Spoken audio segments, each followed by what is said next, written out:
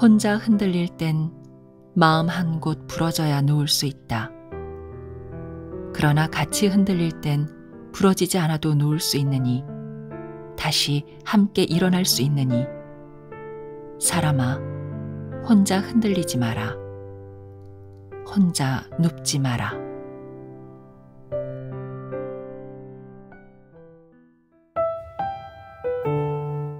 안녕하세요. 힐링필드입니다. 네, 사람의 에너지는 간절히 원하는 곳으로 흐른다고 합니다. 그리고 그곳에는 그 간절함을 채워줄 사람이 있다고 합니다.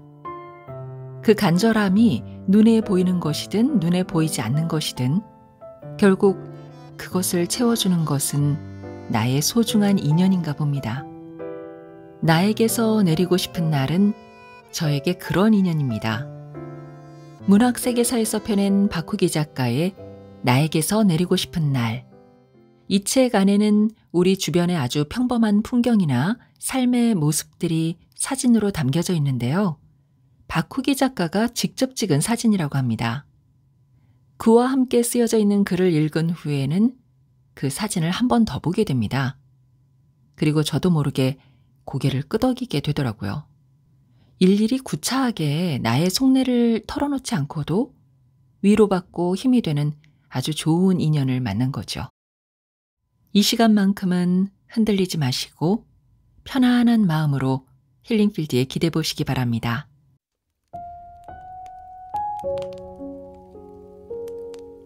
우리 몸의 가장 깊은 곳.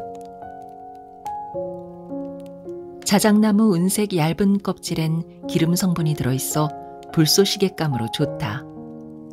비에 젖어도 불을 붙이면 잘 타오르므로 눈 덮인 벌판이나 젖은 곳에서 밑불용으로 이만한 곳도 드물다. 자작자작 소리를 내며 타들어간다 해서 붙여진 이름이라기에 자작나무 장작에 불을 붙이고 귀를 기울인 적도 있었다. 내 귀엔 자작거리기보다는 지직거리는 소리로 들렸다. 나는 불을 피울 때마다 불타는 소리를 듣는 버릇이 있다. 나무들은 겉은 마른 것 같아 보여도 속은 젖어 있는 경우가 많아 타오를 때 끓는 소리를 내곤 한다. 나는 그것을 나무의 신음소리라고 생각했다. 메마른 나무에게도 눈물이 남아 있었던 것이다. 사람도 늙어갈수록 몸 안에 수분이 빠져나간다. 입안에 침이 마르는 것은 물론이고 땀도 잘 흐르지 않게 되고 몸에 난 모든 구멍이 건조해지는 것이다. 점점 뼈와 가죽만 남게 되는 것인데 이상하게도 노인들의 눈망울엔 언제나 그렁그렁하게 눈물이 고여있다. 아주 가물어 샘이나 저수지가 마를 때 가장 나중에까지 물이 남아있는 곳이 그 샘과 저수지의 가장 깊은 곳이다. 그러한 이유로 나는 우리 몸의 가장 깊은 곳을 눈이라고 생각한다.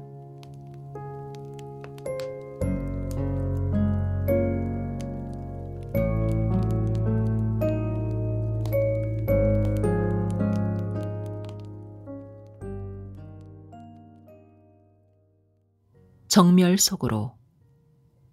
어느 날 우린 모두 다 정멸 속으로 들어갈 것이다. 내가 사라진다고 해서 내가 머물렀던 자리가 사라지는 것은 아닐 것이며 당신이 사라진다고 해서 당신이 머물렀던 내 마음마저 사라지는 것은 아닐 것이다. 그러나 분명한 것은 누구나 언젠가는 사라진다는 사실이다. 무언가를 찾아서 여행을 떠나지만 우리는 아무것도 찾지 못한 채 차마 인연의 끈을 내려놓지 못하고 주섬주섬 가방을 챙겨 다시 돌아오곤 하는 것이다. 돌아온 후에도 어느 산속 어느 길가에 두고 온 마음 때문에 한동안 혼자 있는 시간이 불편해지기도 한다. 그립다는 것은 어딘가 두고 온 당신의 마음이 아직 당신에게 돌아오지 않았다는 말이다. 집도 절도 없이 떠돌다 가는 게 인생이라고 하지만 우리는 되게 넓은 집을 갖길 원한다. 화초며 나무며 심지어 커다란 바위까지 집 밖에 있어야 할 것들을 최대한 집 안으로 옮겨 놓으려 애를 쓴다. 하지만 100평짜리 집에 살면서 100평 크기만한 마음을 갖는다는 것은 불가능하다. 몸이 아파 병실에 누워보면 작은 침대 하나가 100평짜리 집보다 소중하다는 것을 느끼게 된다. 사라지는 것들 중에서도 첫눈은 우리를 충분히 허망하게 만든다. 첫눈은 대개 땅에 닿자마자 녹아버린다. 눈송이가 잠시 공중에 머무는 시간이 우리가 이 세상에 머무는 순간이라고 생각한다면 우린 좀 더 가벼워질 필요가 있다. 그 누구도 예외 없이 우린 녹아내리기 직전의 삶을 살아가고 있기 때문이다. 너도 가고 나도 가야지. 흐르는 시간 앞에서 영원히 머물 수 있는 것은 아무것도 없다. 다만 부둣가의 배처럼 잠시 정박해 있을 수 있을 것이다. 부박하게 흘러다니던 우리네 삶도 어느 순간 잠시 정박하게 되는데 대개가 늙거나 몸이 아플 때이다. 아프고 늙었다고 해서 우리 몸이 아주 쓸모가 없어진 것은 아니겠지만 그때가 되면 우리 마음대로 우리 몸을 쓸 수 있는 건 아니다. 늙고 병들면 내 몸을 어디에 써야 할까라는 고민을 하는 이도 몇몇 보았지만 그다지 좋아 보이지 않았다. 그런 고민은 늙거나 병들기 전에 해야 하는 것이니까.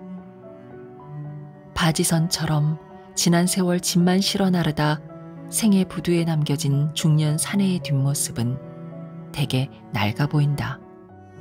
잠시 일상을 벗어나기 위해 부두에 정박 중이었을 것이나 밧줄이 걸린 비트 위에서 앉아있는 시간도 덧없어 보이긴 마찬가지다. 세월 앞에서 너도 가고 나도 가야지. 시간은 흘러가고 우리 삶을 영원히 묶어줄 수 있는 밧줄은 어디에도 없다. 그렇다면 이제 그만 일어나야 한다. 언제 어디서 무엇을 하든 늦은 삶이란 없는 것이니까. 중년, 구두 한 짝이 풍랑의 바다에 내려진 닻이요. 낡은 양복은 그대로 바람에 펄럭이는 돛이다. 닻을 올리듯 구두를 벗고 바람에 몸을 맡기며 한 번쯤 너에게로 가자. 젊은 시절 그토록 목 놓아 부르며 원했던 고래 사냥은 못할지라도 스스로를 향해 고래고래 소리라도 질러보자. 가을 속에 혼자 남겨진 사람은 위태롭기 그지없다. 그러나 권태에 빠진 사람보다는 훨씬 덜 위험하다.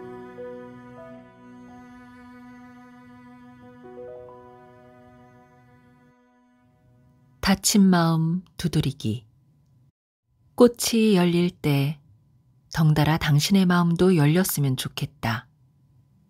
12달 기다린 꽃봉오리들이 기어이 참았던 울음 한꺼번에 터뜨리는 것처럼 10달 배에 부풀리다 마침내 한 생명 몸 밖으로 밀어내는 분만의 기쁨과도 같이 그렇게 응어리진 당신 마음도 와락 열렸으면 좋겠다.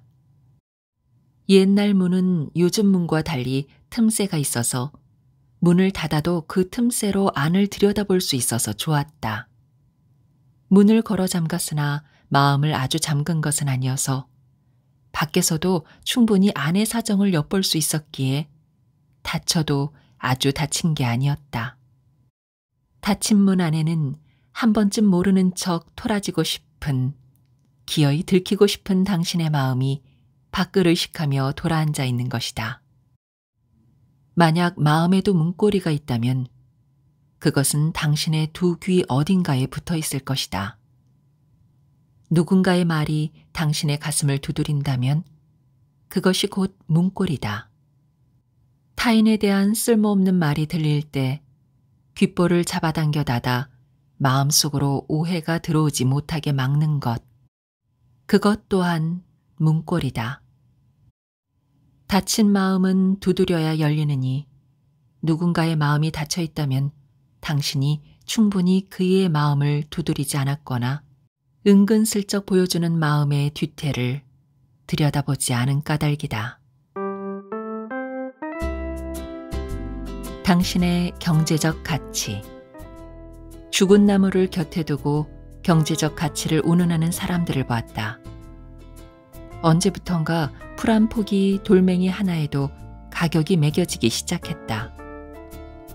돈으로 환산할 수 없는 것들에게조차 가격을 달고 가치를 측정했다. 강과 산, 사랑과 희망 등에도 가격이 따라 붙었다. 도대체 100만 불짜리 사랑은 무엇이고 수십조 원의 가치와 맞먹는 희망이란 어떤 것인가? 나의 가치는 얼마인가? 내가 받는 월급이 나의 가치라고 생각하는 순간 머릿속이 복잡해진다. 집이 없는 사람들의 가치는 쌀랑눈처럼 가벼워서 변두리만 떠돌고, 새벽길 거리를 쓸고 가는 청소부의 가치는 보잘것없이 작아서 운전자의 시야에 들어오지도 않는 것인가? 아니다. 그렇지 않다. 쌀랑눈이 가벼운 제 무게로 사뿐히 지상에 내려앉는 반면 수많은 물방울을 가진 무거운 구름은 비나 눈으로 제 욕망을 털어버리지 않고서는 절대로 지상에 내려올 수 없다. 그뿐인가?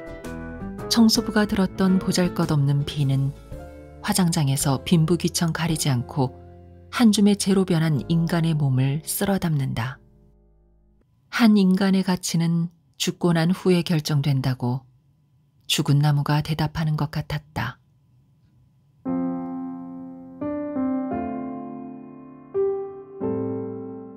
간장이 가장 맑은 맛을 낼 때. 간장독은 하늘을 담아두는 곳이다. 하늘에서 내린 햇볕과 바람과 공기가 독 속에 담겨 있다. 1000가지 맛이 모여 꿀이 된다는데 간장은 짠맛 하나로 1000가지 맛을 낸다. 간장독 속에는 몇 년치의 햇살과 여름을 지나는 바람과 발을 헛디딘 소나기 한두 방울과 붕붕거리며 가을 들판을 쏟아닌 꿀벌의 흔적이 담겨 있다. 묵묵히 몇 번의 계절을 참고 견뎌냈을 때 간장은 제맛을 낸다. 어디 간장만 그러하겠는가? 사람끼리의 관계도 역시 오래 묵은 사이일수록 진득한 맛을 내는 것이다.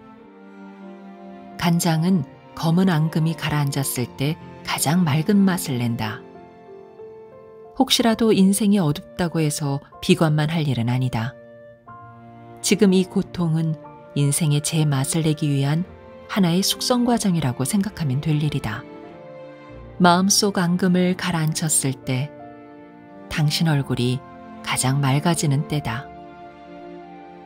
그러나 수십 년 묵은 간장은 딱딱한 돌처럼 변하기도 한다. 맑아진다는 것은 어쩌면 가슴속에 돌멩이 하나 얹고 사는 일일지도 모른다.